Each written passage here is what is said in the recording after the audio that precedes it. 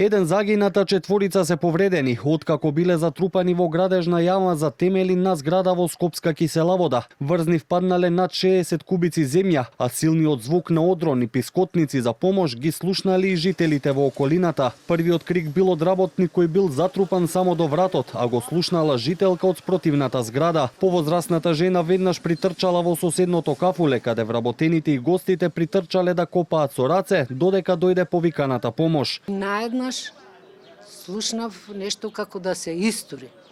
Кога одзирнав, земјата од зидот се спушти, а вонатре, пошто тоа е многу така длабочко копано, имаше вработени што работеа и наеднаш ги снема.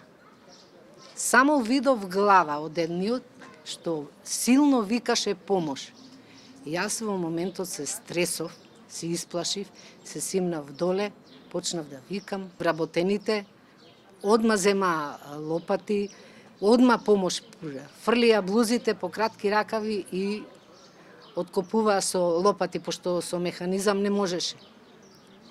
Со раце се влечела? Со раце, по кратки ракави, со раце влечеа земја да помогнат да спасат. Веднаш биле повикани полиција, пожарникари и брза помош кои набргу дошле на самото место и започнале со извлекување со користење на рачен алат, а интервенцијата траела 40 на минути. Кај еден од работниците и покрај обидите за реанимација, на крајот била потврдена смрт, чие тело беше подоцна транспортирано, а 4 во несреќата итно биле пренесени во ургентниот центар на Скопската клиника. Еден завршил на операција поради скршеници, но сите се надвор од животна опасност. Уште еден пациент кој што е малку потешко повреден со скршеница на надколеница и подколеница, значи две долги коски.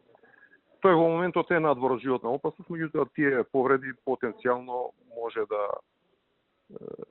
појават и некои компликации, да речем. Тој е примен на карил и му следи оперативен третман. Инвеститор на објектот на улицата Козјак е поранешниот градоначалник на општина Аеродром Ивица Конески, кој за Канал 5 посочи дека станува збор за земјиште кое неговото семејство го има 60 години и дека се е направено според законските прописи. Искажа сочувство за трагедијата, за што се уште вели нема детали како се случила. Канал 5 се обиде да стапи во контакти со фирмата изведувач компанија Јакимовски Доел, кои одобрение за градба добиле минатиот месец, но тие кога слушнаа дека сме новинари, само ја прекинаа врската.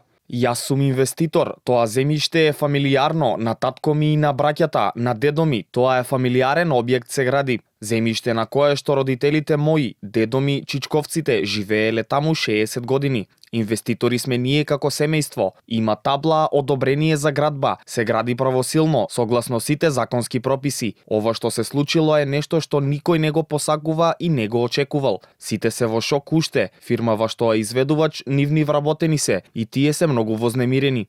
Градоначалничката на општина Киселавода Елизабета Стаменковска Трајковска, која утрината беше на самото место, вели дека надлежните ги утврдуваат сите околности поврзани со настанот и дека тие како општина им се на целосно располагање. Уверува дека документацијата е според сите прописи и дека граделиштето е посетувано и од страна на градежен инспектор. Советничката група на СДСМ пак повика и свикување нитна седница на советот за да се оформи независно тело кое ќе утврдува пропусти, а и ако има опасност да се алармираат и граѓаните од околните живеалишта.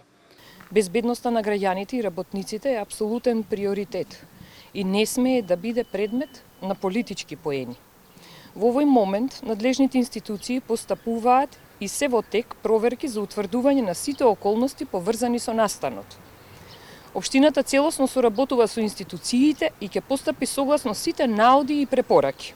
Оваа трагедија не смее да биде само уште една вест што ќе помине без одговорност. Таа отвара сериозни прашања за безбедноста на градежните активности, за почитувањето на прописите и за улогата на институциите. Во меѓувреме, МВР Скопје веќе изврши увид на местото на трагедијата, наредена и обдукција на починатиот, а од обвинителството дополнително посочи дека веќе се истражуваат причините за несреќата и дали се почитувале прописите за заштита при работа, на што постапува Државниот инспекторат за труд и општински градежен инспектор.